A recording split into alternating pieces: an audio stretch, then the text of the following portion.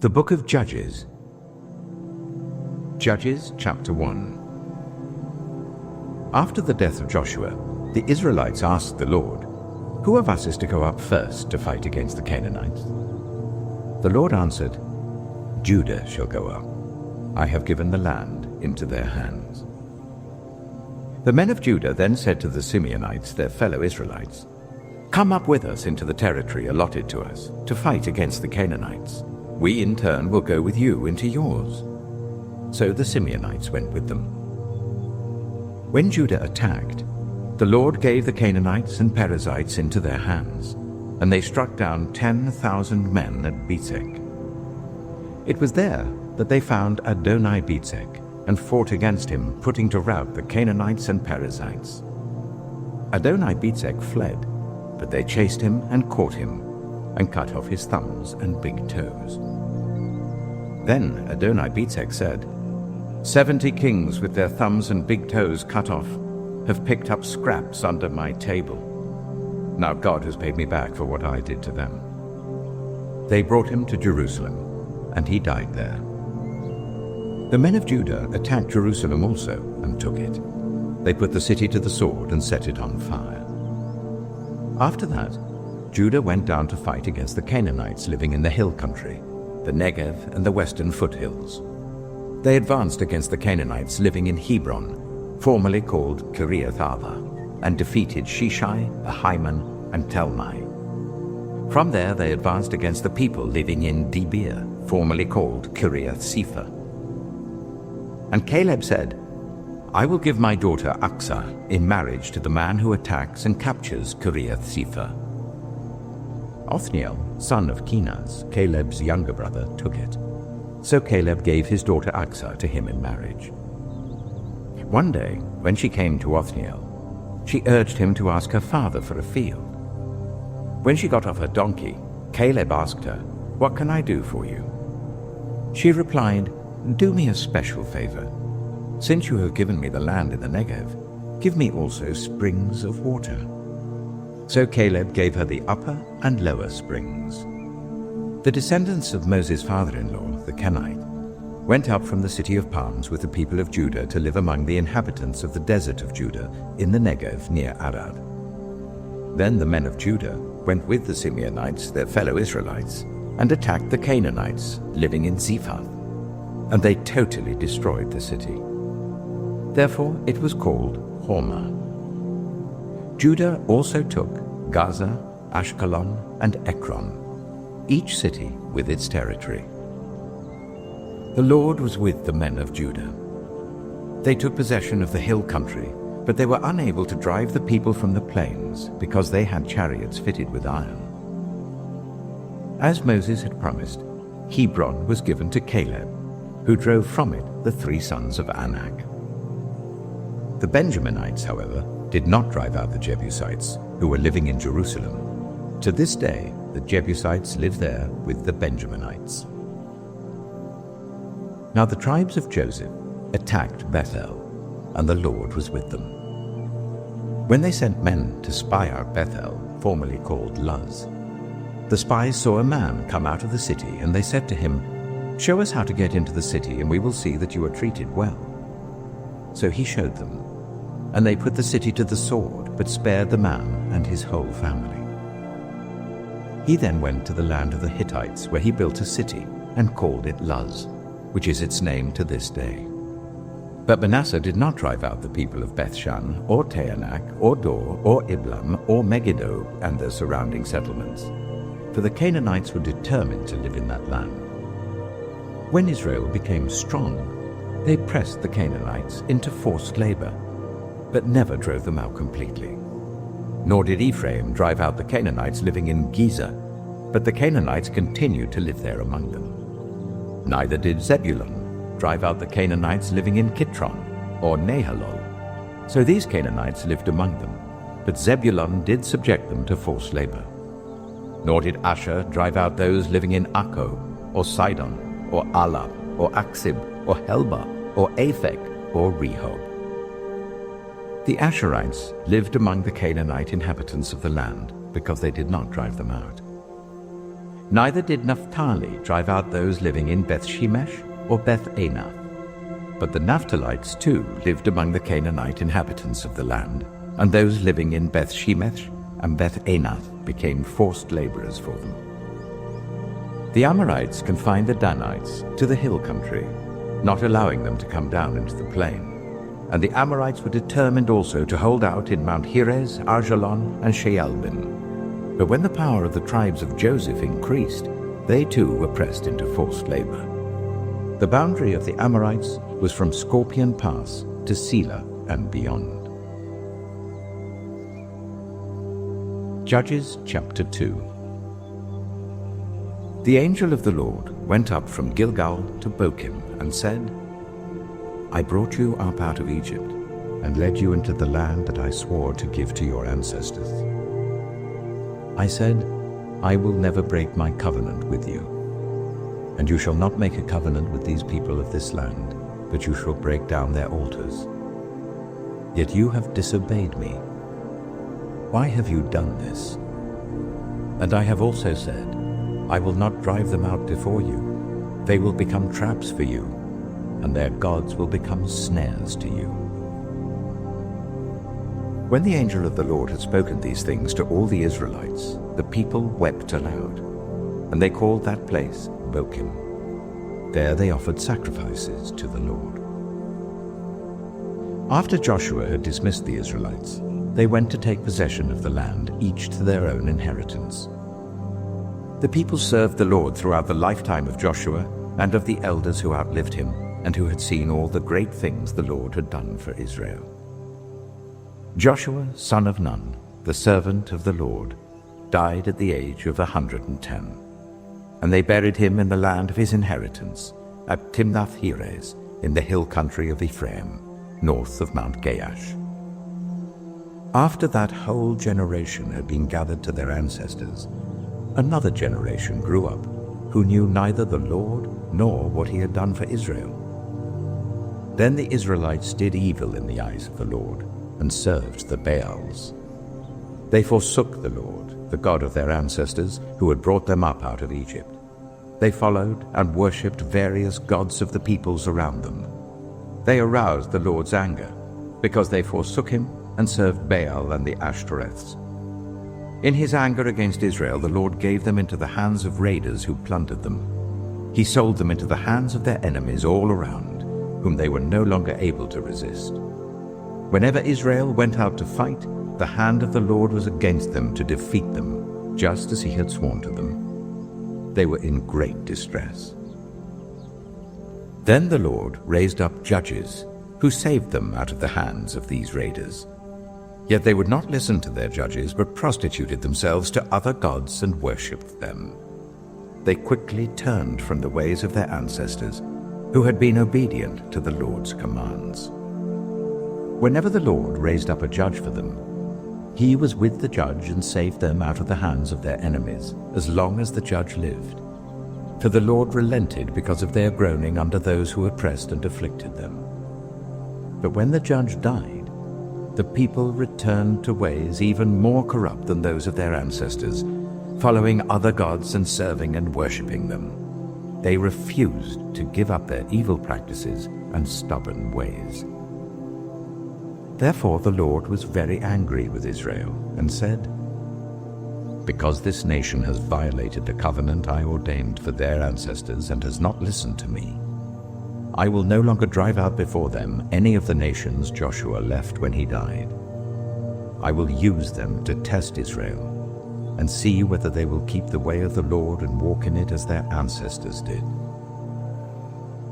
The Lord had allowed those nations to remain. He did not drive them out at once by giving them into the hands of Joshua. Judges chapter 3. These are the nations the Lord left to test all those Israelites who had not experienced any of the wars in Canaan. He did this only to teach warfare to the descendants of the Israelites who had not had previous battle experience. The 5 rulers of the Philistines, all the Canaanites, the Sidonians, and the Hivites living in the Lebanon mountains from Mount Baal Hermon to Lebo Hamath. They were left to test the Israelites, to see whether they would obey the Lord's commands which he had given their ancestors through Moses. The Israelites lived among the Canaanites, Hittites, Amorites, Perizzites, Hivites, and Jebusites. They took their daughters in marriage and gave their own daughters to their sons, and served their gods. The Israelites did evil in the eyes of the Lord. They forgot the Lord their God, and served the Baals and the Asherahs. The anger of the Lord burned against Israel, so that he sold them into the hands of Cushan-Rishathaim, king of Aram-Naharaim, to whom the Israelites were subject for 8 years. But when they cried out to the Lord, he raised up for them a deliverer, Othniel, son of Kenaz, Caleb's younger brother, who saved them. The Spirit of the Lord came on him, so that he became Israel's judge and went to war. The Lord gave Cushan-Rishathaim, king of Aram, into the hands of Othniel, who overpowered him. So the land had peace for 40 years, until Othniel, son of Kenaz, died. Again, the Israelites did evil in the eyes of the Lord, and because they did this evil, the Lord gave Eglon, king of Moab, power over Israel. Getting the Ammonites and the Amalekites to join him, Eglon came and attacked Israel, and they took possession of the city of palms. The Israelites were subject to Eglon, king of Moab, for 18 years. Again the Israelites cried out to the Lord, and he gave them a deliverer, Ehud, a left-handed man, the son of Gera the Benjaminite. The Israelites sent him with tribute to Eglon, king of Moab. Now Ehud had made a double-edged sword about a cubit long, which he strapped to his right thigh under his clothing. He presented the tribute to Eglon, king of Moab, who was a very fat man. After Ehud had presented the tribute, he sent on their way those who had carried it. But on reaching the stone images near Gilgal, he himself went back to Eglon and said, "Your Majesty, I have a secret message for you." The king said to his attendants, "Leave us," and they all left. Ehud then approached him while he was sitting alone in the upper room of his palace and said, "I have a message from God for you." As the king rose from his seat, Ehud reached with his left hand, drew the sword from his right thigh and plunged it into the king's belly. Even the handle sank in after the blade, and his bowels discharged. Ehud did not pull the sword out, and the fat closed in over it. Then Ehud went out to the porch. He shut the doors of the upper room behind him and locked them. After he had gone, the servants came and found the doors of the upper room locked. They said, "He must be relieving himself in the inner room of the palace." They waited to the point of embarrassment, but when he did not open the doors of the room, they took a key and unlocked them. There they saw their lord fallen to the floor, dead. While they waited, Ehud got away. He passed by the stone images and escaped to Seirah. When he arrived there, he blew a trumpet in the hill country of Ephraim, and the Israelites went down with him from the hills, with him leading them. "Follow me," he ordered, "for the Lord has given Moab your enemy into your hands." So they followed him down and took possession of the fords of the Jordan that led to Moab. They allowed no one to cross over. At that time, they struck down about 10,000 Moabites, all vigorous and strong. Not one escaped. That day, Moab was made subject to Israel, and the land had peace for 80 years. After Ehud came Shamgar, son of Anath, who struck down 600 Philistines with an ox goad. He too saved Israel. Judges chapter 4. Again the Israelites did evil in the eyes of the Lord, now that Ehud was dead. So the Lord sold them into the hands of Jabin, king of Canaan, who reigned in Hazor. Sisera, the commander of his army, was based in Harosheth Hagoyim. Because he had 900 chariots fitted with iron and had cruelly oppressed the Israelites for 20 years, They cried to the Lord for help. Now Deborah, a prophet, the wife of Lapidoth, was leading Israel at that time. She held court under the palm of Deborah, between Ramah and Bethel, in the hill country of Ephraim, and the Israelites went up to her to have their disputes decided. She sent for Barak, son of Abinoam, from Kedesh in Naphtali, and said to him, "The Lord, the God of Israel, commands you, go, take with you 10,000 men of Naphtali and Zebulun, and lead them to Mount Tabor. I will lead Sisera, the commander of Jabin's army, with his chariots and his troops, to the river Kishon, and give him into your hands." Barak said to her, "If you go with me, I will go. But if you don't go with me, I won't go." "Certainly I will go with you," said Deborah. "But because of the course you are taking, the honor will not be yours, for the Lord will deliver Sisera into the hands of a woman." So Deborah went with Barak to Kedesh.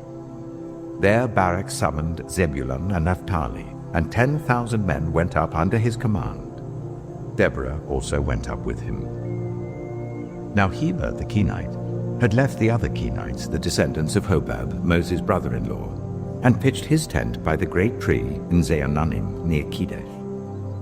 When they told Sisera that Barak, son of Abinoam, had gone up to Mount Tabor, Sisera summoned from Harosheth Hagoyim to the river Kishon all his men and his 900 chariots fitted with iron. Then Deborah said to Barak, "Go, this is the day the Lord has given Sisera into your hands. Has not the Lord gone ahead of you?" So Barak went down Mount Tabor with 10,000 men following him. At Barak's advance, the Lord routed Sisera and all his chariots and army by the sword, and Sisera got down from his chariot and fled on foot. Barak pursued the chariots and army as far as Harosheth Hagoyim, and all Sisera's troops fell by the sword. Not a man was left. Sisera, meanwhile, fled on foot to the tent of Jael, the wife of Heber the Kenite, because there was an alliance between Jabin, king of Hazor, and the family of Heber the Kenite. Jael went out to meet Sisera and said to him, "Come, my lord, come right in, don't be afraid." So he entered her tent, and she covered him with a blanket. "I'm thirsty," he said. "Please give me some water." She opened a skin of milk, gave him a drink, and covered him up. "Stand in the doorway of the tent," he told her. "If someone comes and asks you, 'Is anyone in there?' say no." But Jael, Heber's wife, picked up a tent peg and a hammer, and went quietly to him while he lay fast asleep, exhausted. She drove the peg through his temple into the ground, and he died. Just then, Barak came by in pursuit of Sisera, and Jael went out to meet him. "Come," she said, "I will show you the man you're looking for." So he went in with her, and there lay Sisera with the tent peg through his temple, dead. On that day, God subdued Jabin, king of Canaan, before the Israelites. And the hand of the Israelites pressed harder and harder against Jabin, king of Canaan, until they destroyed him. Judges chapter 5. On that day, Deborah and Barak, son of Abinoam, sang this song. When the princes in Israel take the lead, when the people willingly offer themselves, praise the Lord. Hear this, you kings. Listen, you rulers. I, even I, will sing to the Lord. I will praise the Lord, the God of Israel, in song.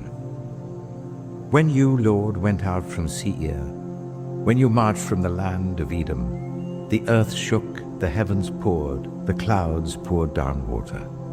The mountains quaked before the Lord, the one of Sinai, before the Lord, the God of Israel. In the days of Shamgar, son of Anath, in the days of Jael, the highways were abandoned. Travelers took to winding paths. Villagers in Israel would not fight. They held back until I, Deborah, arose, a mother in Israel. God chose new leaders when war came to the city gates, but not a shield or spear was seen among 40,000 in Israel. My heart is with Israel's princes, with the willing volunteers among the people. Praise the Lord. You who ride on white donkeys, sitting on your saddle blankets, and you who walk along the road, consider the voice of the singers at the watering places. They recite the victories of the Lord, the victories of his villages in Israel. Then the people of the Lord went down to the city gates. Wake up, Deborah. Wake up, break out in song. Arise, Barak, take captive your captives, son of Abinoam. The remnant of the nobles came down.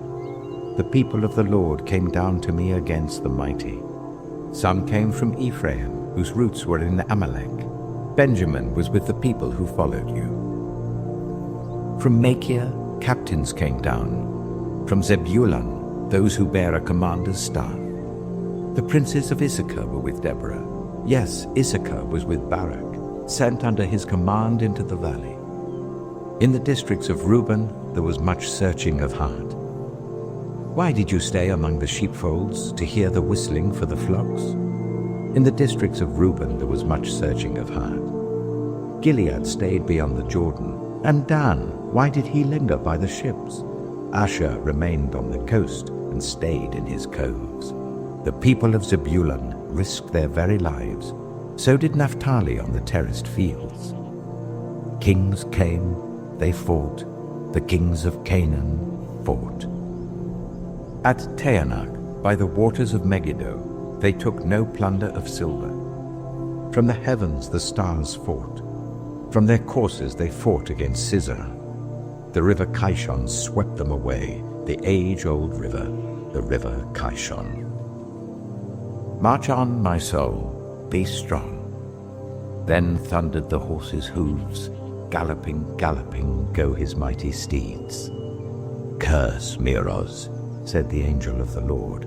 Curse its people bitterly, because they did not come to help the Lord against the mighty. Most blessed of women be Jael, the wife of Heber the Kenite, most blessed of tent-dwelling women. He asked for water, and she gave him milk. In a bowl fit for nobles, she brought him curdled milk. Her hand reached for the tent peg, her right hand for the workman's hammer. She struck Sisera, she crushed his head, she shattered and pierced his temple. At her feet he sank, he fell. There he lay. At her feet he sank, he fell. Where he sank, there he fell, dead.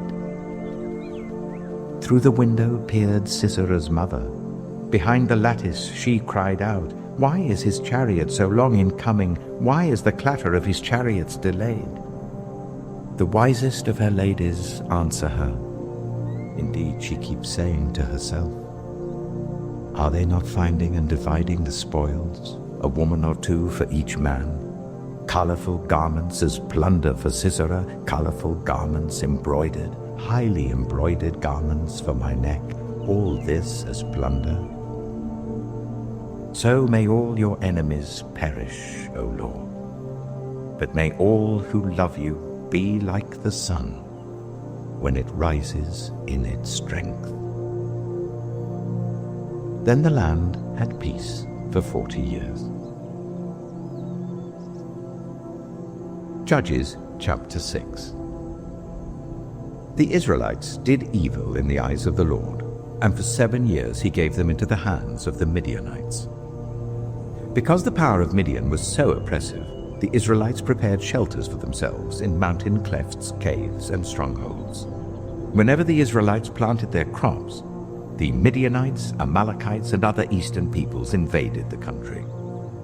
They camped on the land and ruined the crops all the way to Gaza, and did not spare a living thing for Israel, neither sheep, nor cattle, nor donkeys. They came up with their livestock and their tents like swarms of locusts. It was impossible to count them or their camels. They invaded the land to ravage it.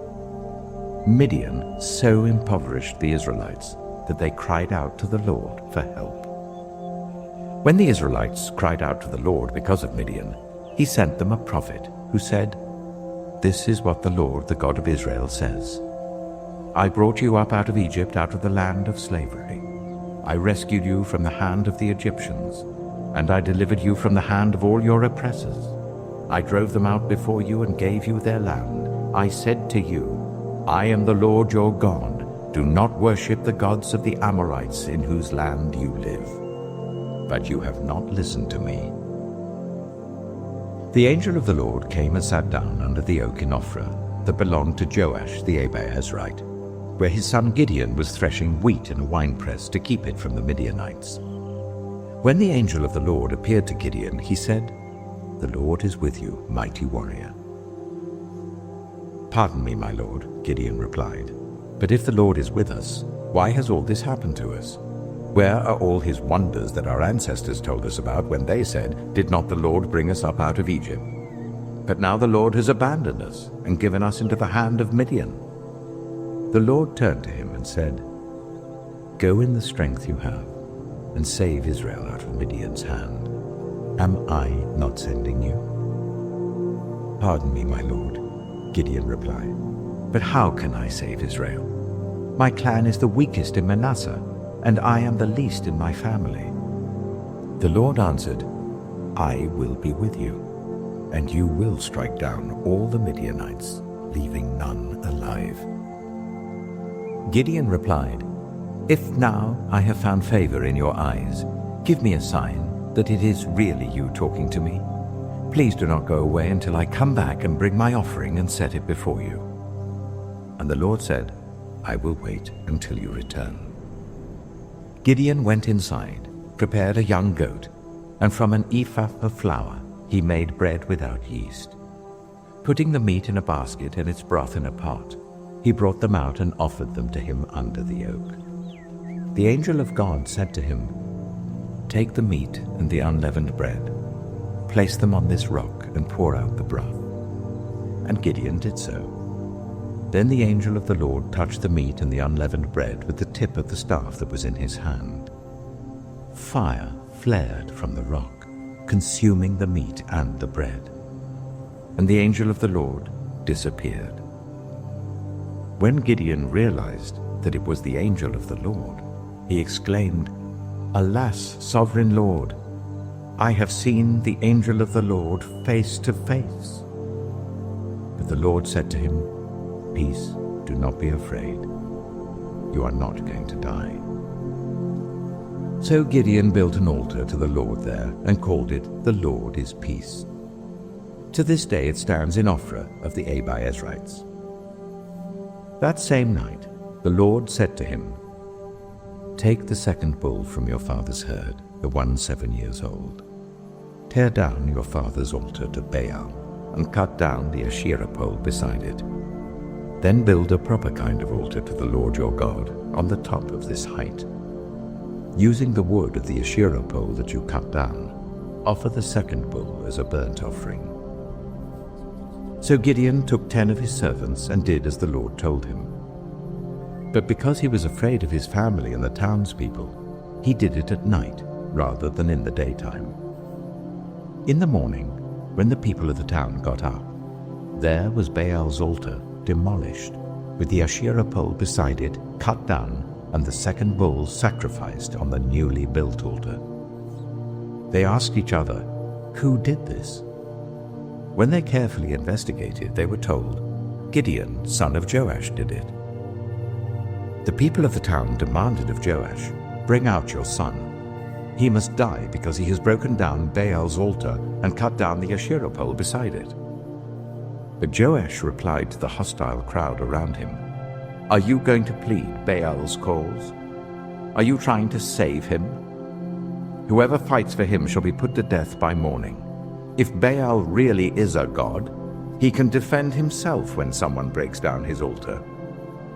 So because Gideon broke down Baal's altar, they gave him the name Jerubbaal that day, saying, "Let Baal contend with him." Now all the Midianites, Amalekites, and other eastern peoples joined forces and crossed over the Jordan and camped in the valley of Jezreel. Then the Spirit of the Lord came on Gideon, and he blew a trumpet, summoning the Israelites to follow him. He sent messengers throughout Manasseh, calling them to arms, and also into Asher, Zebulun, and Naphtali, so that they too went up to meet them. Gideon said to God, "If you will save Israel by my hand as you have promised, look, I will place a wool fleece on the threshing floor.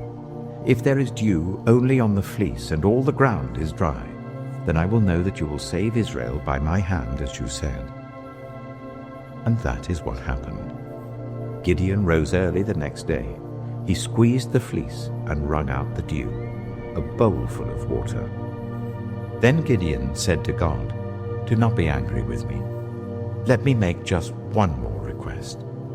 Allow me one more test with the fleece, but this time make the fleece dry and let the ground be covered with dew." That night God did so. Only the fleece was dry. All the ground was covered with dew. Judges chapter 7. Early in the morning, Jerubbaal, that is Gideon, and all his men camped at the spring of Harod. The camp of Midian was north of them in the valley near the hill of Moreh. The Lord said to Gideon, "You have too many men. I cannot deliver Midian into their hands, or Israel would boast against me. My own strength has saved me. Now announce to the army, anyone who trembles with fear may turn back and leave Mount Gilead." So 22,000 men left, while 10,000 remained. But the Lord said to Gideon, "There are still too many men. Take them down to the water, and I will thin them out for you there. If I say, 'This one shall go with you,' he shall go. But if I say, 'This one shall not go with you,' he shall not go." So Gideon took the men down to the water. There the Lord told him, "Separate those who lap the water with their tongues as a dog laps, from those who kneel down to drink." 300 of them drank from cupped hands, lapping like dogs. All the rest got down on their knees to drink. The Lord said to Gideon, "With the 300 men that lapped, I will save you and give the Midianites into your hands. Let all the others go home." So Gideon sent the rest of the Israelites home, but kept the 300 who took over the provisions and trumpets of the others. Now the camp of Midian lay below him in the valley. During that night the Lord said to Gideon, "Get up, go down against the camp, because I am going to give it into your hands. If you are afraid to attack, go down to the camp with your servant Purah, and listen to what they're saying. Afterwards you will be encouraged to attack the camp." So he and Purah, his servant, went down to the outposts of the camp. The Midianites, the Amalekites, and all the other eastern peoples had settled in the valley, thick as locusts. Their camels could no more be counted than the sand on the seashore. Gideon arrived just as a man was telling a friend his dream. "I had a dream," he was saying. "A round loaf of barley bread came tumbling into the Midianite camp. It struck the tent with such force that the tent overturned and collapsed." His friend responded, "This can be nothing other than the sword of Gideon, son of Joash, the Israelite. God has given the Midianites and the whole camp into his hand." When Gideon heard the dream and its interpretation, he bowed down and worshipped. He returned to the camp of Israel and called out, "Get up! The Lord has given the Midianite camp into your hands." Dividing the 300 men into 3 companies, he placed trumpets and empty jars in the hands of all of them, with torches inside. "Watch me," he told them. "Follow my lead. When I get to the edge of the camp, do exactly as I do. When I and all who are with me blow our trumpets, then from all round the camp blow yours and shout, 'For the Lord and for Gideon.'" Gideon and the 100 men with him reached the edge of the camp at the beginning of the middle watch, just after they had changed the guard. They blew their trumpets and broke the jars that were in their hands. The 3 companies blew the trumpets and smashed the jars. Grasping the torches in their left hands and holding in their right hands the trumpets they were to blow, they shouted, "A sword for the Lord and for Gideon." While each man held his position round the camp, all the Midianites ran, crying out as they fled. When the 300 trumpets sounded, the Lord caused the men throughout the camp to turn on each other with their swords. The army fled to Beth-shittah towards Zererah, as far as the border of Abel-Meholah near Tabbath. Israelites from Naphtali, Asher, and all Manasseh were called out, and they pursued the Midianites. Gideon sent messengers throughout the hill country of Ephraim, saying, "Come down against the Midianites and seize the waters of Jordan ahead of them, as far as Beth-barah." So all the men of Ephraim were called out, and they seized the waters of the Jordan as far as Beth-barah. They also captured 2 of the Midianite leaders, Oreb and Zeeb. They killed Oreb at the rock of Oreb, and Zeeb at the winepress of Zeeb. They pursued the Midianites and brought the heads of Oreb and Zeeb to Gideon, who was by the Jordan. Judges chapter 8. Now the Ephraimites asked Gideon, "Why have you treated us like this? Why didn't you call us when you went to fight Midian?" And they challenged him vigorously. But he answered them, "What have I accomplished compared to you? Aren't the gleanings of Ephraim's grapes better than the full grape harvest of Abiezer? God gave Oreb and Zeeb, the Midianite leaders, into your hands. What was I able to do compared to you?" At this, their resentment against him subsided. Gideon and his 300 men, exhausted yet keeping up the pursuit, came to the Jordan and crossed it. He said to the men of Succoth, "Give my troops some bread.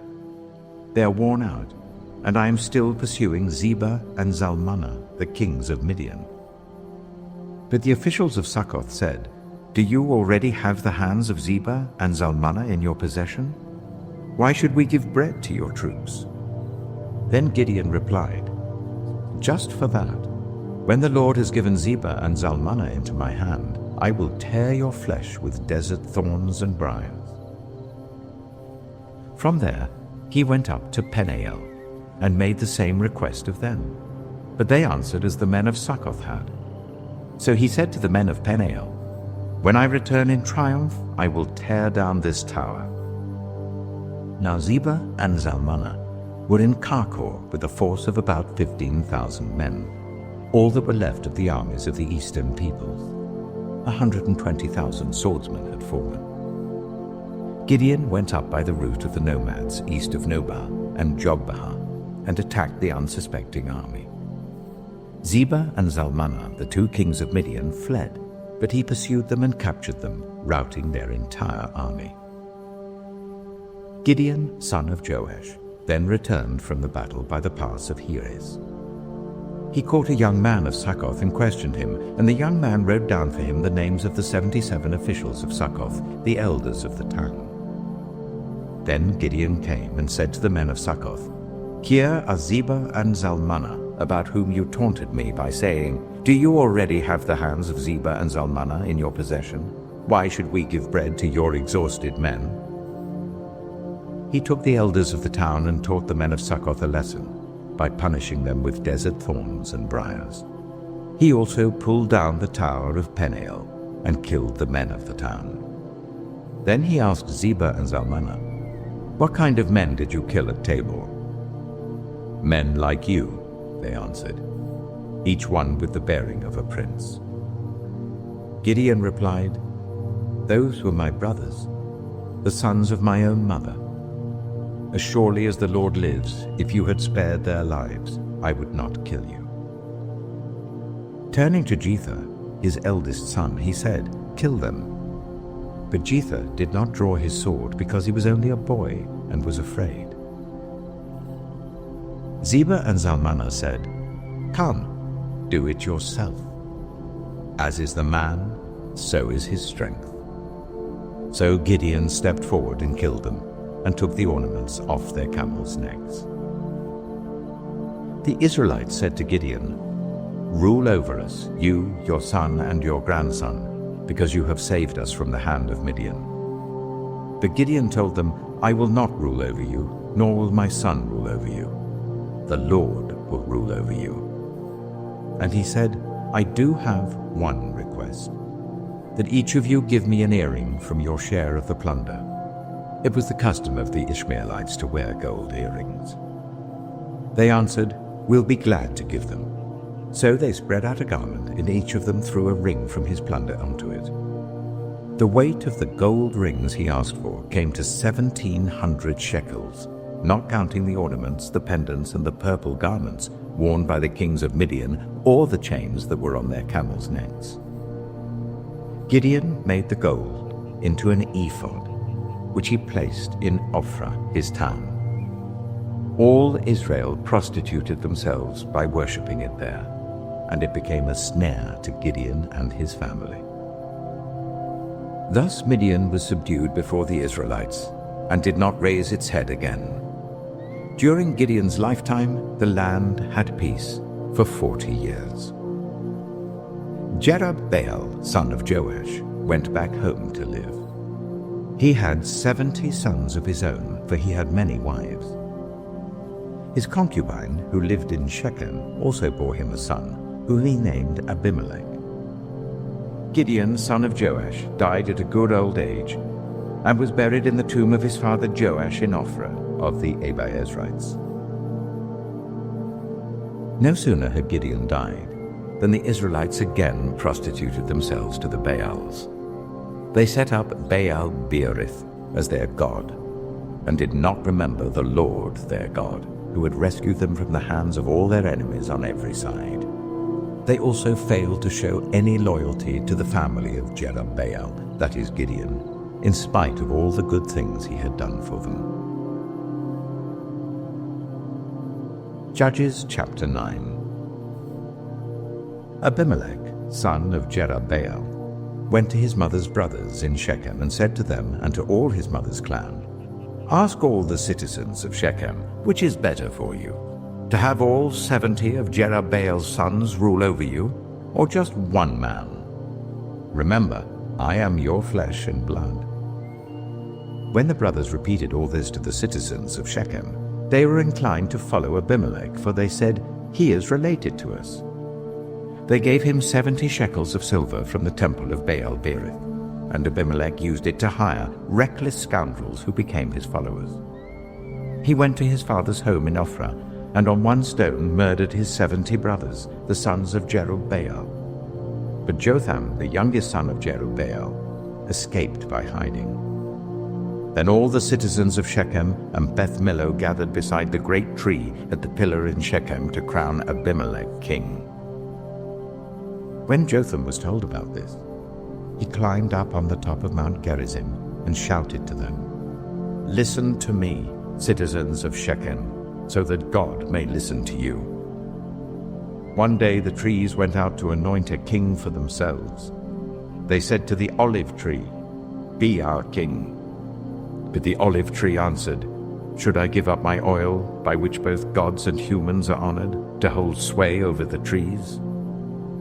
Next, the trees said to the fig tree, "Come and be our king." But the fig tree replied, "Should I give up my fruit so good and sweet, to hold sway over the trees?" Then the trees said to the vine, "Come and be our king."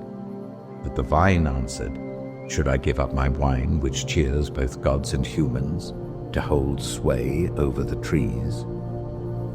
Finally, all the trees said to the thorn bush, "Come and be our king." The thorn bush said to the trees, "If you really want to anoint me king over you, come and take refuge in my shade. But if not, then let fire come out of the thorn bush and consume the cedars of Lebanon." Have you acted honorably and in good faith by making Abimelech king? Have you been fair to Jerubbaal and his family? Have you treated him as he deserves? Remember that my father fought for you and risked his life to rescue you from the hand of Midian. But today You have revolted against my father's family. You have murdered his 70 sons on a single stone, and have made Abimelech, the son of his female slave, king over the citizens of Shechem because he is related to you.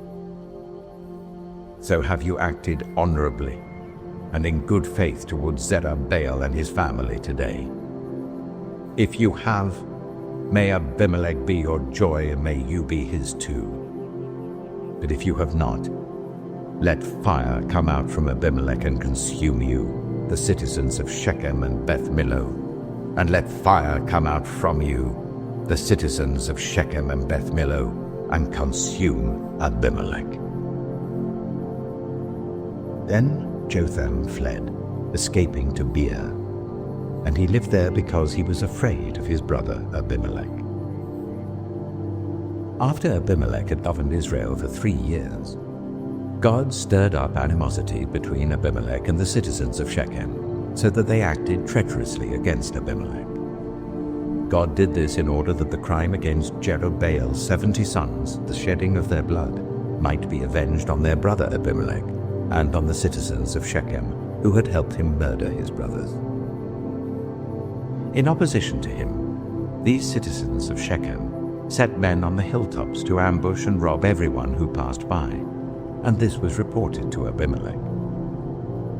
Now Jael, son of Ehud, moved with his clan into Shechem, and its citizens put their confidence in him. After they had gone out into the fields and gathered the grapes and trodden them, they held a festival in the temple of their God.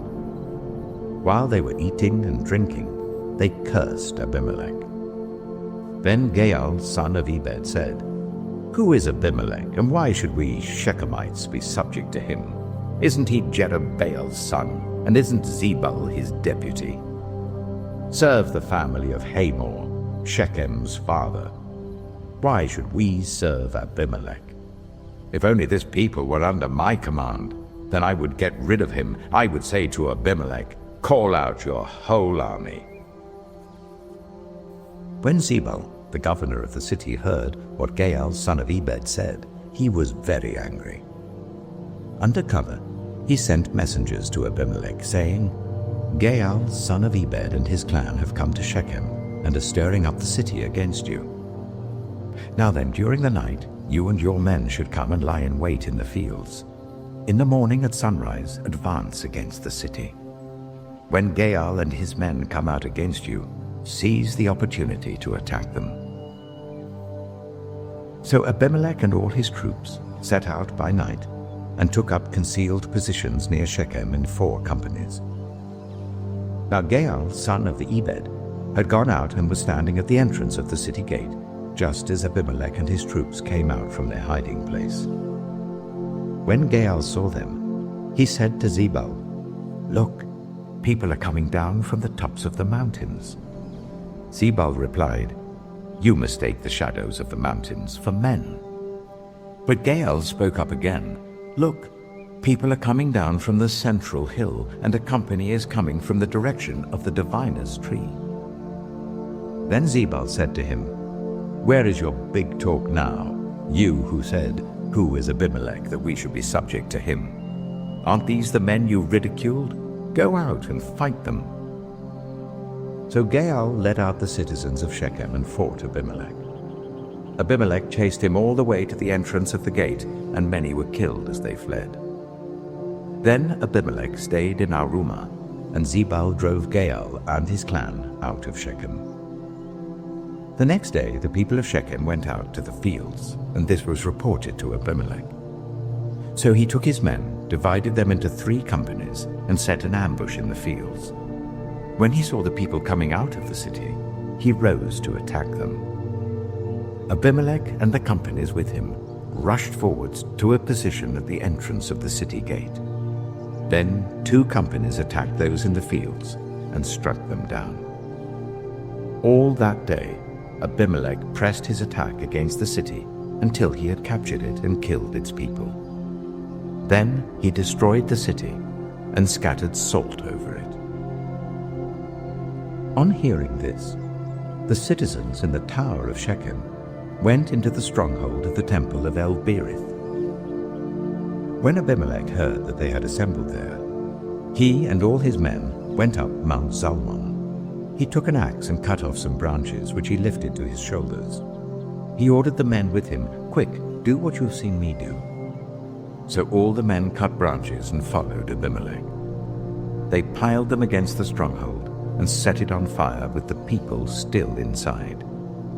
So all the people in the tower of Shechem, about 1,000 men and women, also died. Next, Abimelech went to Thebez and besieged it and captured it. Inside the city, however, was a strong tower to which all the men and women, all the people of the city, had fled. They had locked themselves in and climbed up on the tower roof. Abimelech went to the tower and attacked it. But as he approached the entrance to the tower to set it on fire, a woman dropped an upper millstone on his head and cracked his skull. Hurriedly, he called to his armor-bearer, "Draw your sword and kill me, so that they can't say, 'A woman killed him.'" So his servant ran him through, and he died. When the Israelites saw that Abimelech was dead, they went home. Thus God repaid the wickedness that Abimelech had done to his father by murdering his 70 brothers. God also made the people of Shechem pay for all their wickedness. The curse of Jotham, son of Jerubbaal, came on them. Judges chapter 10. After the time of Abimelech, a man of Issachar named Tola, son of Pua, the son of Dodo, rose to save Israel. He lived in Shamir, in the hill country of Ephraim. He led Israel for 23 years. Then he died and was buried in Shamir. He was followed by Jael of Gilead, who led Israel for 22 years. He had 30 sons who rode 30 donkeys. They controlled 30 towns in Gilead, which to this day are called Havoth-Jair. When Jair died, he was buried in Canaan. Again the Israelites did evil in the eyes of the Lord. They served the Baals and the Ashtoreths, and the gods of Aram, the gods of Sidon, the gods of Moab, the gods of the Ammonites, and the gods of the Philistines. And because the Israelites forsook the Lord and no longer served him, he became angry with them. He sold them into the hands of the Philistines and the Ammonites, who that year shattered and crushed them. For 18 years they oppressed all the Israelites on the east side of the Jordan in Gilead, the land of the Amorites. The Ammonites also crossed the Jordan to fight against Judah, Benjamin, and Ephraim. Israel was in great distress. Then the Israelites cried out to the Lord, "We have sinned against you, forsaking our God and serving the Baals." The Lord replied, "When the Egyptians, the Amorites, the Ammonites, the Philistines, the Sidonians, the Amalekites, and the Maonites oppressed you, and you cried to me for help, did I not save you from their hands? But you have forsaken me and served other gods, so I will no longer save you. Go and cry out to the gods you have chosen. Let them save you when you are in trouble." But the Israelites said to the Lord, "We have sinned. Do with us whatever you think best, but please rescue us now." Then they got rid of the foreign gods among them and served the Lord, and he could bear Israel's misery no longer. When the Ammonites were called to arms and camped in Gilead, the Israelites assembled and camped at Mizpah. The leaders of the people of Gilead said to each other, "Whoever will take the lead in attacking the Ammonites will be head over all who live in Gilead." Judges chapter 11. Jephthah, the Gileadite, was a mighty warrior. His father was Gilead. His mother was a prostitute. Gilead's wife also bore him sons, and when they were grown up, they drove Jephthah away. "You are not going to get any inheritance in our family," they said, "because you are the son of another woman." So Jephthah fled from his brothers and settled in the land of Tob, where a gang of scoundrels gathered around him and followed him. Sometime later, when the Ammonites were fighting against Israel, the elders of Gilead went to get Jephthah from the land of Tob. "Come," they said, "be our commander, so we can fight the Ammonites." Jephthah said to them, "Didn't you hate me and drive me from my father's house? Why do you come to me now when you're in trouble?" The elders of Gilead said to him, "Nevertheless, we are turning to you now. Come with us to fight the Ammonites, and you will be head over all of us who live in Gilead." Jephthah answered, "Suppose you take me back to fight the Ammonites, and the Lord gives them to me. Will I really be your head?" The elders of Gilead replied, "The Lord is our witness. We will certainly do as you say." So Jephthah went with the elders of Gilead, and the people made him head and commander over them. And he repeated all his words before the Lord in Mizpah. Then Jephthah sent messengers to the Ammonite king with the question, "What do you have against me that you have attacked my country?" The king of the Ammonites answered Jephthah's messengers, "When Israel came up out of Egypt, they took away my land from the Arnon to the Jabbok, all the way to the Jordan. Now give it back peaceably."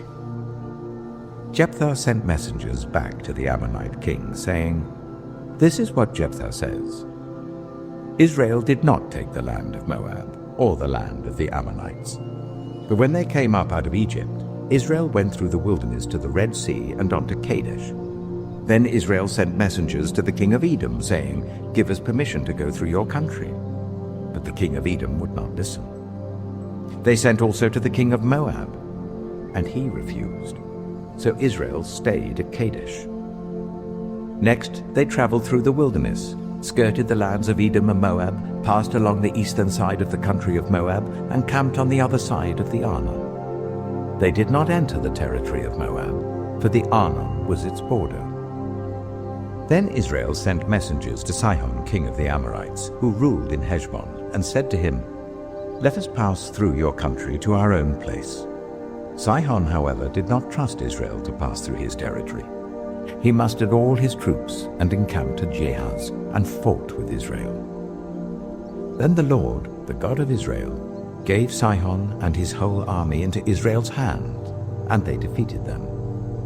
Israel took over all the land of the Amorites who lived in that country, capturing all of it from the Arnon to the Jabbok and from the desert to the Jordan. Now since the Lord, the God of Israel, has driven the Amorites out before his people, Israel, what right have you to take it over? Will you not take what your god, Chemosh, gives you? Likewise, whatever the Lord our God has given us, we will possess. Are you any better than Balak, son of Zippor, king of Moab? Did he ever quarrel with Israel or fight with them? For 300 years Israel occupied Heshbon, Aroer, the surrounding settlements, and all the towns along the Arnon. Why didn't you retake them during that time? I have not wronged you, but you are doing me wrong by waging war against me. Let the Lord, the judge, decide the dispute this day between the Israelites and the Ammonites." The king of Ammon, however, paid no attention to the message Jephthah sent him. Then the Spirit of the Lord came on Jephthah. He crossed Gilead and Manasseh, passed through Mizpah of Gilead, and from there he advanced against the Ammonites. And Jephthah made a vow to the Lord, "If you give the Ammonites into my hands, whatever comes out of the door of my house to meet me when I return in triumph from the Ammonites will be the Lord's, and I will sacrifice it as a burnt offering." Then Jephthah went over to fight the Ammonites, and the Lord gave them into his hands. He devastated 20 towns from Aroer to the vicinity of Minnith, as far as Abel Keramim. Thus Israel subdued Ammon. When Jephthah returned to his home in Mizpah, who should come out to meet him but his daughter, dancing to the sound of tambourines? She was an only child. Except for her, he had neither son nor daughter. When he saw her, he tore his clothes and cried, "Oh no, my daughter! You have brought me down, and I am devastated." I have made a vow to the Lord that I cannot break." "My father," she replied, "you have given your word to the Lord. Do to me just as you promised, now that the Lord has avenged you of your enemies, the Ammonites. But grant me this one request," she said. "Give me 2 months to roam the hills and weep with my friends, because I will never marry." "You may go," he said. And he let her go for 2 months. She and her friends went into the hills and wept because she would never marry. After the 2 months, she returned to her father, and he did to her as he had vowed. And she was a virgin. From this comes the Israelite tradition that each year the young women of Israel go out for 4 days to commemorate the daughter of Jephthah the Gileadite.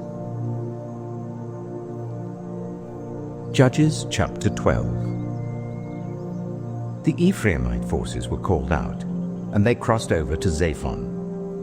They said to Jephthah, "Why did you go to fight the Ammonites without calling us to go with you? We're going to burn down your house over your head." Jephthah answered, "I and my people were engaged in a great struggle with the Ammonites, and although I called, you didn't save me out of their hands. When I saw that you wouldn't help, I took my life in my hands and crossed over to fight the Ammonites, and the Lord gave me victory over them.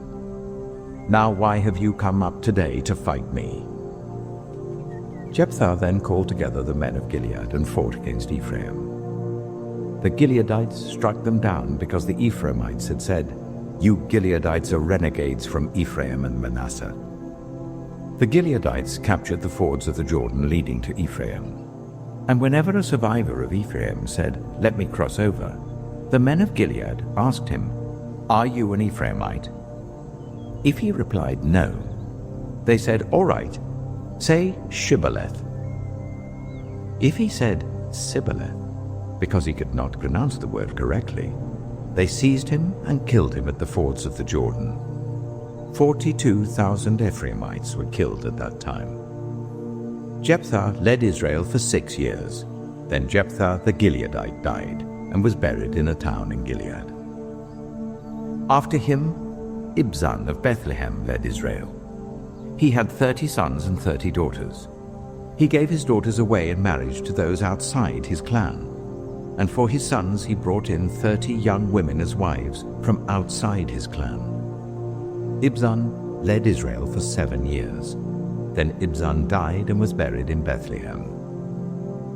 After him, Elon the Zebulunite led Israel for 10 years. Then Elon died and was buried in Ajalon, in the land of Zebulun. After him, Abdon, son of Hillel, from Pirathon, led Israel. He had 40 sons and 30 grandsons who rode on 70 donkeys. He led Israel for 8 years. Then Abdon, son of Hillel, died and was buried at Pirathon in Ephraim, in the hill country of the Amalekites. Judges chapter 13. Again, the Israelites did evil in the eyes of the Lord. So the Lord delivered them into the hands of the Philistines for 40 years. A certain man of Zorah, named Manoah, from the clan of the Danites, had a wife who was childless, unable to give birth. The angel of the Lord appeared to her and said, "You are barren and childless, but you are going to become pregnant and give birth to a son. Now see to it that you drink no wine or other fermented drink, and that you do not eat anything unclean. You will become pregnant and have a son whose head is never to be touched by a razor, because the boy is to become a Nazirite, dedicated to God from the womb. He will take the lead in delivering Israel from the hands of the Philistines." Then the woman went to her husband and told him, "A man of God came to me. He looked like an angel of God, very awesome. I didn't ask him where he came from, and he didn't tell me his name. But he said to me, 'You will become pregnant and have a son. Now then, drink no wine or other fermented drink, and do not eat anything unclean, because the boy will be a Nazarite of God from the womb until the day of his death." Then Manoah prayed to the Lord, "Pardon your servant, Lord. I beg you to let the man of God you sent to us come again to teach us how to bring up the boy who's to be born." God heard Manoah, and the angel of God came again to the woman while she was out in the field. But her husband Manoah was not with her. The woman hurried to tell her husband, "He's here, the man who appeared to me the other day." Manoah got up and followed his wife. When he came to the man, he said, "Are you the man who talked to my wife?" "I am," he said.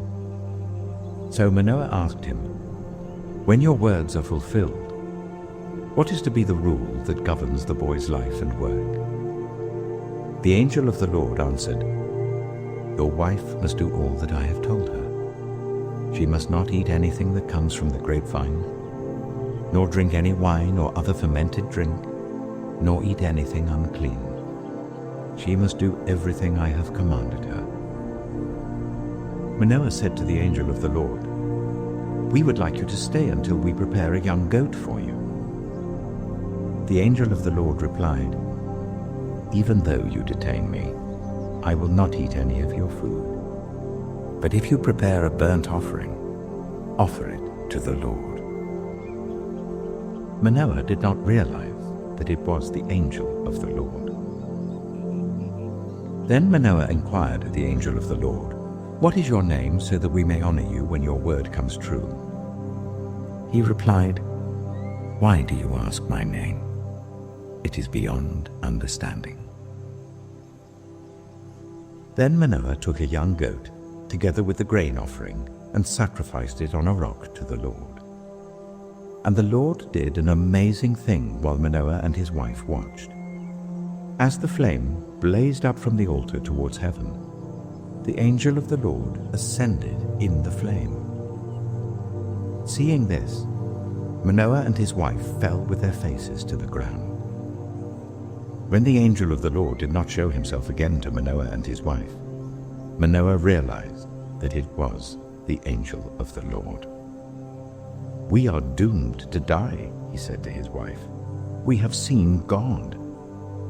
But his wife answered, "If the Lord had meant to kill us, he would not have accepted a burnt offering and grain offering from our hands, nor shown us all these things, or now told us this." The woman gave birth to a boy and named him Samson. He grew, and the Lord blessed him. And the Spirit of the Lord began to stir him while he was in Mahaneh-dan, between Zorah and Eshtaol. Judges chapter 14. Samson went down to Timnah and saw there a young Philistine woman. When he returned, he said to his father and mother, "I have seen a Philistine woman in Timnah. Now get her for me as my wife." His father and mother replied, "Isn't there an acceptable woman among your relatives or among all our people? Must you go to the uncircumcised Philistines to get a wife?" But Samson said to his father, "Get her for me. She's the right one for me." His parents did not know that this was from the Lord, who was seeking an occasion to confront the Philistines, for at that time they were ruling over Israel. Samson went down to Timnah together with his father and mother. As they approached the vineyards of Timnah, suddenly a young lion came roaring towards him. The Spirit of the Lord came powerfully upon him, so that he tore the lion apart with his bare hands, as he might have torn a young goat. But he told neither his father nor his mother what he had done. Then he went down and talked with the woman, and he liked her. Some time later, when he went back to marry her, he turned aside to look at the lion's carcass, and in it he saw a swarm of bees and some honey. He scooped out the honey with his hands and ate as he went along. When he rejoined his parents, he gave them some, and they too ate it. But he did not tell them that he had taken the honey from the lion's carcass. Now his father went down to see the woman, and there Samson held a feast as was customary for young men. When the people saw him, they chose 30 men to be his companions. "Let me tell you a riddle," Samson said to them. "If you can give me the answer within the 7 days of the feast, I will give you 30 linen garments and 30 sets of clothes. If you can't tell me the answer, you must give me 30 linen garments and 30 sets of clothes." "Tell us your riddle," they said. "Let's hear it." He replied, "Out of the eater, something to eat. Out of the strong, something sweet." For 3 days they could not give the answer. On the 4th day they said to Samson's wife, "Coax your husband into explaining the riddle for us, or we will burn you and your father's household to death. Did you invite us here to steal our property?" Then Samson's wife threw herself on him, sobbing, "You hate me. You don't really love me. You've given my people a riddle, but you haven't told me the answer." "I haven't even explained it to my father or mother," he replied, "so why should I explain it to you?" She cried the whole 7 days of the feast.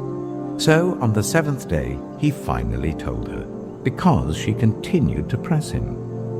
She, in turn, explained the riddle to her people. Before sunset on the 7th day, the men of the town said to him, "What is sweeter than honey? What is stronger than a lion?" Samson said to them, "If you had not plowed with my heifer, you would not have solved my riddle." Then the Spirit of the Lord came powerfully upon him. He went down to Ashkelon, struck down 30 of their men, stripped them of everything, and gave their clothes to those who had explained the riddle. Burning with anger, he returned to his father's home, and Samson's wife was given to one of his companions who had attended him at the feast. Judges chapter 15.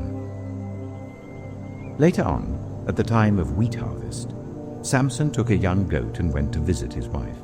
He said, "I'm going to my wife's room." But her father would not let him go in. "I was so sure you hated her," he said, "that I gave her to your companion. Isn't her younger sister more attractive? Take her instead." Samson said to them, "This time I have a right to get even with the Philistines. I will really harm them." So he went out and caught 300 foxes and tied them tail to tail in pairs. He then fastened a torch to every pair of tails, lit the torches, and let the foxes loose in the standing corn of the Philistines. He burned up the shocks and standing corn, together with the vineyards and olive groves. When the Philistines asked, "Who did this?" they were told, "Samson the Timnite's son-in-law, because his wife was given to his companion." So the Philistines went up and burned her and her father to death.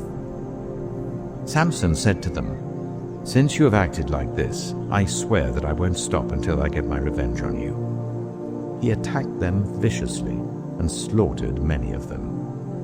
Then he went down and stayed in a cave in the rock of Etam. The Philistines went up and camped in Judah, spreading out near Lehi. The people of Judah asked, "Why have you come to fight us?" "We've come to take Samson prisoner," they answered, "to do to him as he did to us." Then 3,000 men from Judah went down to the cave in the rock of Etam and said to Samson, "Don't you realize that the Philistines are rulers over us? What have you done to us?" He answered, "I merely did to them what they did to me." They said to him, "We've come to tie you up and hand you over to the Philistines." Samson said, "Swear to me that you won't kill me yourselves." "Agreed," they answered. "We will only tie you up and hand you over to them. We will not kill you." So they bound him with 2 new ropes and led him up from the rock. As he approached Lehi, the Philistines came towards him, shouting. The Spirit of the Lord came powerfully upon him. The ropes on his arms became like charred flax, and the bindings dropped from his hands. Finding a fresh jawbone of a donkey, he grabbed it and struck down 1,000 men.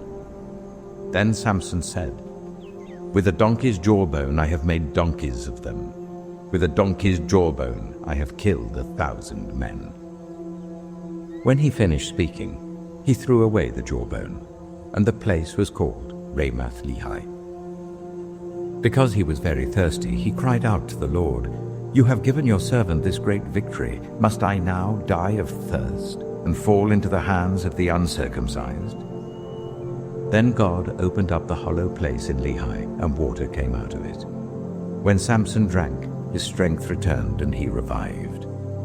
So the spring was called En-Hakkore, and it is still there in Lehi.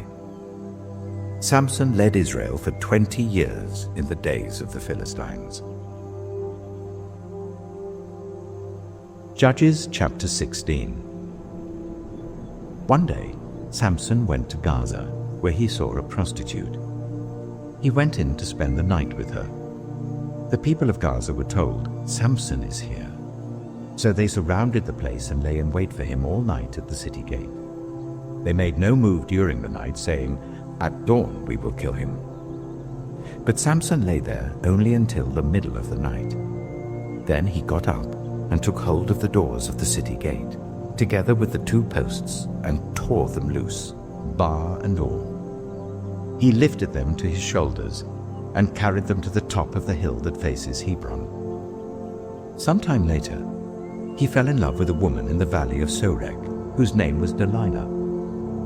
The rulers of the Philistines went to her and said, "See if you can lure him into showing you the secret of his great strength, and how we can overpower him, so that we may tie him up and subdue him.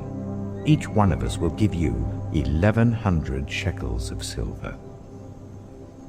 So Delilah said to Samson, "Tell me the secret of your great strength, and how you can be tied up and subdued."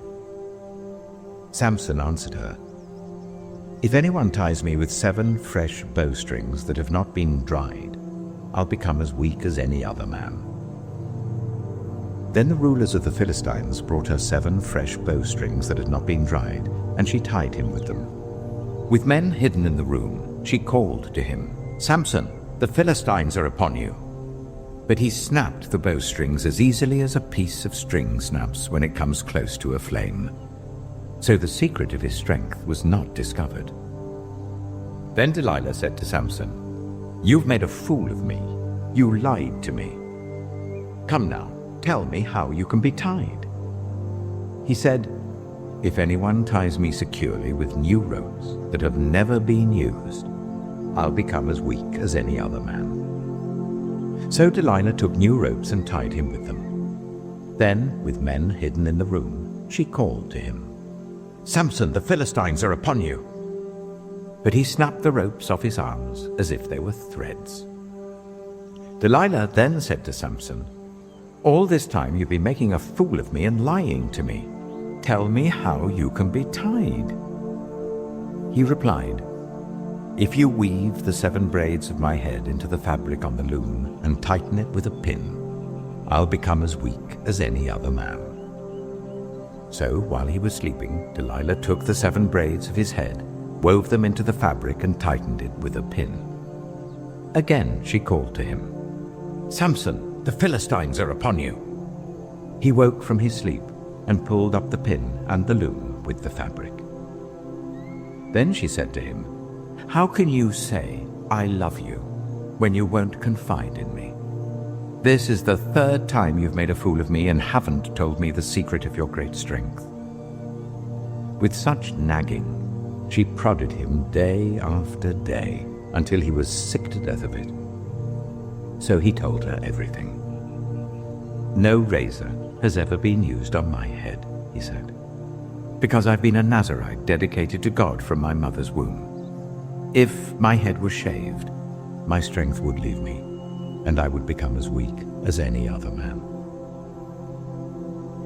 When Delilah saw that he had told her everything, she sent word to the rulers of the Philistines, "Come back once more.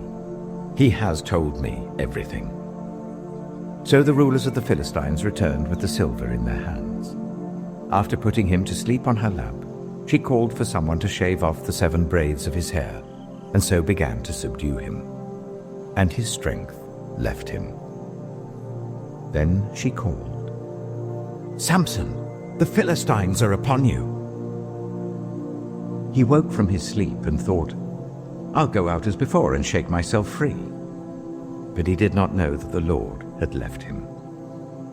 Then the Philistines seized him, gouged out his eyes, and took him down to Gaza. Binding him with bronze shackles, they set him to grinding corn in the prison. But the hair on his head began to grow again after it had been shaved. Now the rulers of the Philistines assembled to offer a great sacrifice to Dagon, their god, and to celebrate, saying, "Our God has delivered Samson, our enemy, into our hands." When the people saw him, they praised their God, saying, "Our God has delivered our enemy into our hands, the one who laid waste our land and multiplied our slain." While they were in high spirits, they shouted, "Bring out Samson to entertain us." So they called Samson out of the prison, and he performed for them. When they stood him among the pillars, Samson said to the servant who held his hands, "Put me where I can feel the pillars that support the temple, so that I may lean against them." Now the temple was crowded with men and women. All the rulers of the Philistines were there, and on the roof were about 3,000 men and women watching Samson perform. Then Samson prayed to the Lord, "Sovereign Lord, remember me. Please, God, strengthen me just once more, and let me with one blow get revenge on the Philistines for my 2 eyes." Then Samson reached towards the 2 central pillars on which the temple stood. Bracing himself against them, his right hand on the one and his left hand on the other, Samson said, "Let me die with the Philistines." Then he pushed with all his might, and down came the temple on the rulers and all the people in it. Thus he killed many more when he died than when he lived. Then his brothers and his father's whole family went down to get him. They brought him back and buried him between Zorah and Eshtaol, in the tomb of Manoah his father. He had led Israel for 20 years. Judges chapter 17. Now a man named Micah from the hill country of Ephraim said to his mother, "The 1,100 shekels of silver that were taken from you and about which I heard you utter a curse, I have that silver with me. I took it." Then his mother said, "The Lord bless you, my son." When he returned the 1,100 shekels of silver to his mother, she said, "I solemnly consecrate my silver to the Lord for my son to make an image overlaid with silver. I will give it back to you." So after he returned the silver to his mother, she took 200 shekels of silver and gave them to a silversmith who used them to make the idol, and it was put in Micah's house. Now this man Micah had a shrine, and he made an ephod and some household gods, and installed one of his sons as his priest. In those days Israel had no king. Everyone did as they saw fit. A young Levite from Bethlehem in Judah, who had been living within the clan of Judah, left that town in search of some other place to stay. On his way, he came to Micah's house in the hill country of Ephraim. Micah asked him, "Where are you from?" "I'm a Levite from Bethlehem in Judah," he said, "and I'm looking for a place to stay." Then Micah said to him, "Live with me, and be my father and priest, and I'll give you 10 shekels of silver a year, your clothes and your food." So the Levite agreed to live with him, and the young man became like one of his sons to him. Then Micah installed the Levite, and the young man became his priest and lived in his house. And Micah said, "Now I know that the Lord will be good to me, since this Levite has become my priest." Judges chapter 18. In those days Israel had no king, And in those days the tribe of the Danites was seeking a place of their own where they might settle, because they had not yet come into an inheritance among the tribes of Israel. So the Danites sent 5 of their leading men from Zorah and Eshtaol to spy out the land and explore it. These men represented all the Danites. They told them, "Go, explore the land." So they entered the hill country of Ephraim and came to the house of Micah, where they spent the night. When they were near Micah's house, they recognized the voice of the young Levite. So they turned in there and asked him, "Who brought you here? What are you doing in this place? Why are you here?" He told them what Micah had done for him and said, "He has hired me and I am his priest." Then they said to him, "Please inquire of God to learn whether our journey will be successful." The priest answered them, "Go in peace. Your journey has the Lord's approval." So the 5 men left and came to Laish, where they saw that the people were living in safety, like the Sidonians, at peace and secure. And since their land lacked nothing, they were prosperous. Also, they lived a long way from the Sidonians and had no relationship with anyone else. When they returned to Zorah and Eshtaol, their fellow Danites asked them, "How did you find things?" They answered, "Come on, let's attack them.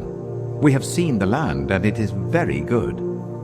Aren't you going to do something? Don't hesitate to go there and take it over. When you get there, you'll find an unsuspecting people and a spacious land that God has put into your hands, a land that lacks nothing whatever." Then 600 men of the Danites, armed for battle, set out from Zorah and Eshtaol. On their way, they set up camp near Kiriath-Jearim in Judah. This is why the place west of Kiriath-Jearim is called Manahath-Dan to this day. From there they went on to the hill country of Ephraim and came to Micah's house. Then the 5 men who had spied out the land of Laish said to their fellow Danites, "Do you know that one of these houses has an ephod, some household gods, and an image overlaid with silver? Now you know what to do." So they turned in there and went to the house of the young Levite at Micah's place and greeted him. The 600 Danites, armed for battle, stood at the entrance of the gate. The 5 men who had spied out the land went inside and took the idol, the ephod, and the household gods, while the priest and 600 armed men stood at the entrance of the gate. When the 5 men went into Micah's house and took the idol, the ephod, and the household gods, the priest said to them, "What are you doing?" They answered him, "Be quiet, don't say a word. Come with us and be our father and priest. Isn't it better that you serve a tribe and clan in Israel as priest, rather than just one man's household?" The priest was very pleased. He took the ephod, the household gods, and the idol, and went along with the people. Putting their little children, their livestock, and their possessions in front of them, they turned away and left. When they had gone some distance from Micah's house, the men who lived near Micah were called together and overtook the Danites. As they shouted after them, the Danites turned and said to Micah, "What's the matter with you that you called out your men to fight?" He replied, "You took the gods I made, and my priest, and went away. What else do I have? How can you ask, 'What's the matter with you?'" The Danites answered, "Don't argue with us, or some of the men may get angry and attack you, and you and your family will lose your lives." So the Danites went their way, and Micah, seeing that they were too strong for him, turned round and went back home. Then they took what Micah had made, and his priest, and went on to Laish against a people at peace and secure. They attacked them with the sword and burned down their city. There was no one to rescue them because they lived a long way from Sidon and had no relationship with anyone else. The city was in a valley near Beth Rehob. The Danites rebuilt the city and settled there. They named it Dan, after their ancestor Dan, who was born to Israel, though the city used to be called Laish. There the Danites set up for themselves the idol, and Jonathan, son of Gershom, the son of Moses, and his sons were priests for the tribe of Dan until the time of the captivity of the land. They continued to use the idol Micah had made, all the time the house of God was in Shiloh. Judges chapter 19. In those days, Israel had no king. Now a Levite who lived in a remote area in the hill country of Ephraim took a concubine from Bethlehem in Judah. But she was unfaithful to him. She left him and went back to her parents' home in Bethlehem, Judah. After she had been there for 4 months, her husband went to persuade her to return. He had with him his servant and 2 donkeys. She took him into her parents' home, and when her father saw him, he gladly welcomed him. His father-in-law, the woman's father, prevailed on him to stay. So he remained with him 3 days, eating and drinking and sleeping there. On the 4th day, they got up early, and he prepared to leave. But the woman's father said to his son-in-law, "Refresh yourself with something to eat, then you can go." So the 2 of them sat down to eat and drink together. Afterwards, the woman's father said, "Please stay tonight and enjoy yourself." And when the man got up to go, his father-in-law persuaded him, so he stayed there that night. On the morning of the 5th day, when he rose to go, the woman's father said, "Refresh yourself, wait till afternoon." So the 2 of them ate together. Then when the man with his concubine and his servant got up to leave, his father-in-law, the woman's father, said, "Now look, it's almost evening. Spend the night here. The day is nearly over. Stay and enjoy yourself. Early tomorrow morning you can get up and be on your way home." But unwilling to stay another night, the man left and went towards Jebus, that is, Jerusalem, with his 2 saddled donkeys and his concubine. When they were near Jebus and the day was almost gone, the servant said to his master, "Come, let's stop at this city of the Jebusites and spend the night." His master replied, "No, we won't go into any city whose people are not Israelites. We will go on to Gibeah." He added, "Come, let's try to reach Gibeah or Ramah and spend the night in one of those places." So they went on, and the sun set as they neared Gibeah in Benjamin. There they stopped to spend the night. They went and sat in the city square, but no one took them in for the night. That evening, an old man from the hill country of Ephraim, who was living in Gibeah, the inhabitants of the place were Benjaminites, came in from his work in the fields. When he looked and saw the traveler in the city square, the old man asked, "Where are you going? Where did you come from?" He answered, "We are on our way from Bethlehem in Judah to a remote area in the hill country of Ephraim where I live. I've been to Bethlehem in Judah, and now I am going to the house of the Lord. No one has taken me in for the night. We have both straw and fodder for our donkeys, and bread and wine for ourselves, your servants, me, the woman, and the young man with us. We don't need anything." "You are welcome at my house," the old man said. "Let me supply whatever you need, only don't spend the night in the square." So he took him into his house and fed his donkeys. After they had washed their feet, they had something to eat and drink. While they were enjoying themselves, some of the wicked men of the city surrounded the house. Pounding on the door, they shouted to the old man who owned the house, "Bring out the man who came to your house so we can have sex with him." The owner of the house went outside and said to them, "No, my friends, don't be so vile. Since this man is my guest, don't do this outrageous thing. Look, here is my virgin daughter and his concubine. I will bring them out to you now, and you can use them and do to them whatever you wish. But as for this man, don't do such an outrageous thing." But the men would not listen to him.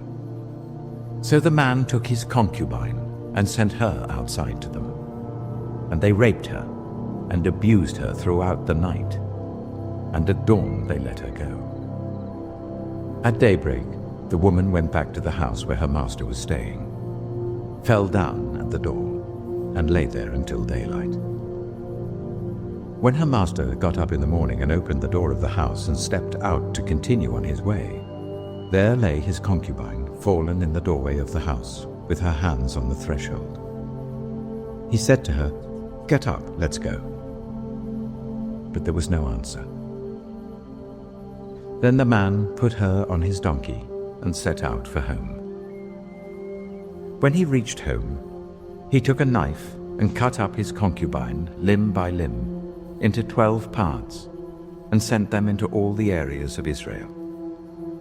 Everyone who saw it was saying to one another, "Such a thing has never been seen or done, not since the day the Israelites came up out of Egypt." Just imagine. We must do something. So speak up.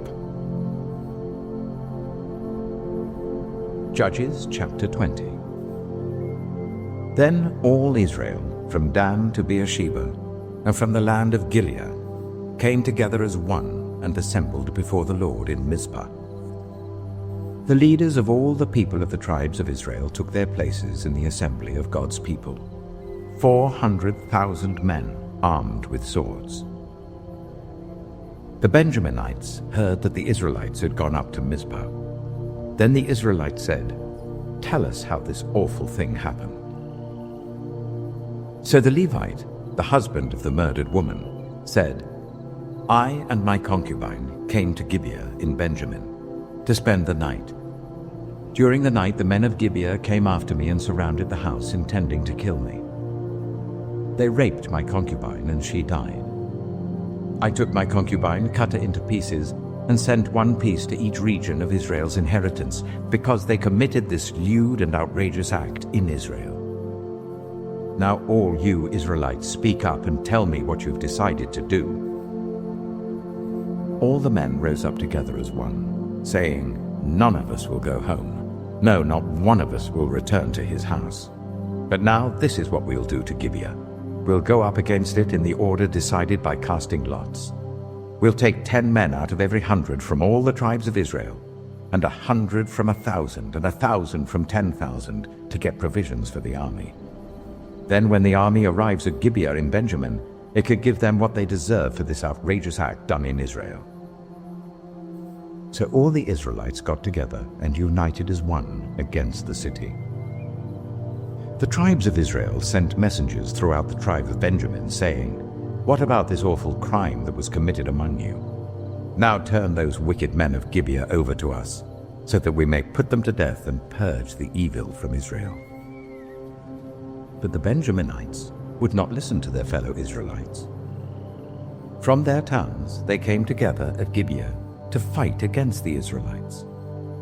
At once the Benjaminites mobilized 26,000 swordsmen from their towns, in addition to 700 able young men from those living in Gibeah.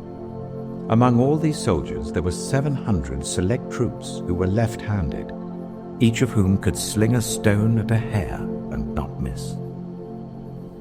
Israel, apart from Benjamin, mustered 400,000 swordsmen, all of them fit for battle. The Israelites went up to Bethel and inquired of God. They said, "Who of us is to go up first to fight against the Benjaminites?" The Lord replied, "Judah shall go first." The next morning, the Israelites got up and pitched camp near Gibeah. The Israelites went out to fight the Benjaminites and took up battle positions against them at Gibeah. The Benjaminites came out of Gibeah and cut down 22,000 Israelites on the battlefield that day. But the Israelites encouraged one another and again took up their positions where they had stationed themselves the first day. The Israelites went up and wept before the Lord until evening. And they inquired of the Lord. They said, "Shall we go up again to fight against the Benjaminites, our fellow Israelites?" The Lord answered, "Go up against them." Then the Israelites drew near to Benjamin the second day.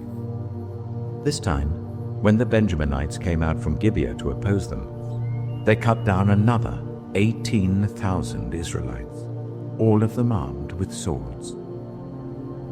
Then all the Israelites, the whole army, went up to Bethel, and there they sat, weeping before the Lord. They fasted that day until evening, and presented burnt offerings and fellowship offerings to the Lord.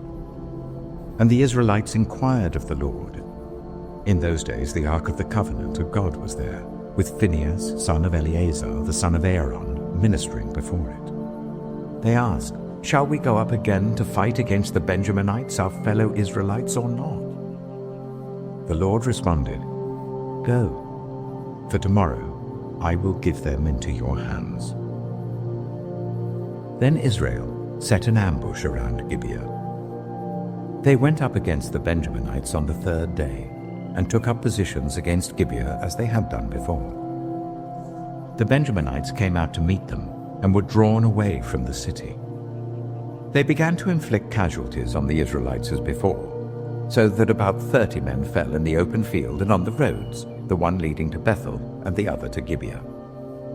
While the Benjaminites were saying, "We are defeating them as before," the Israelites were saying, "Let's retreat and draw them away from the city to the roads." All of the men of Israel moved from their places and took up positions at Baal Tamar, and the Israelite ambush charged out of its place on the west of Gibeah. Then 10,000 of Israel's able young men made a frontal attack on Gibeah. The fighting was so heavy that the Benjaminites did not realize how near disaster was. The Lord defeated Benjamin before Israel, and on that day the Israelites struck down 25,100 Benjaminites, all armed with swords. Then the Benjaminites saw that they were beaten. Now the men of Israel had given way before Benjamin, because they relied on the ambush they had set near Gibeah. Those who had been in ambush made a sudden dash into Gibeah, spread out and put the whole city to the sword. The Israelites had arranged with the ambush so that they should send up a great cloud of smoke from the city, and then the Israelites would counterattack. The Benjaminites had begun to inflict casualties on the Israelites, about 30, and they said, "We are defeating them as in the first battle." But when the column of smoke began to rise from the city, the Benjaminites turned and saw the whole city going up in smoke. Then the Israelites counterattacked, and the Benjaminites were terrified because they realized that disaster had come on them. So they fled before the Israelites in the direction of the wilderness, but they could not escape the battle. And the Israelites who came out of the towns cut them down there. They surrounded the Benjaminites, chased them, and easily overran them in the vicinity of Gibeah on the east. 18,000 Benjaminites fell, all of them valiant fighters. As they turned and fled towards the wilderness to the rock of Rimmon, the Israelites cut down 5,000 men along the roads. They kept pressing after the Benjaminites as far as Gidom and struck down 2,000 more. On that day, 25,000 Benjaminite swordsmen fell, all of them valiant fighters. But 600 of them turned and fled into the wilderness to the rock of Rimmon, where they stayed for 4 months. The men of Israel went back to Benjamin and put all the towns to the sword, including the animals and everything else they found. All the towns they came across, they set on fire. Judges chapter 21. The men of Israel had taken an oath at Mizpah. "Not one of us will give his daughter in marriage to a Benjaminite." The people went to Bethel, where they sat before God until evening, raising their voices and weeping bitterly. "Lord, God of Israel," they cried, "why has this happened to Israel? Why should one tribe be missing from Israel today?" Early the next day the people built an altar and presented burnt offerings and fellowship offerings.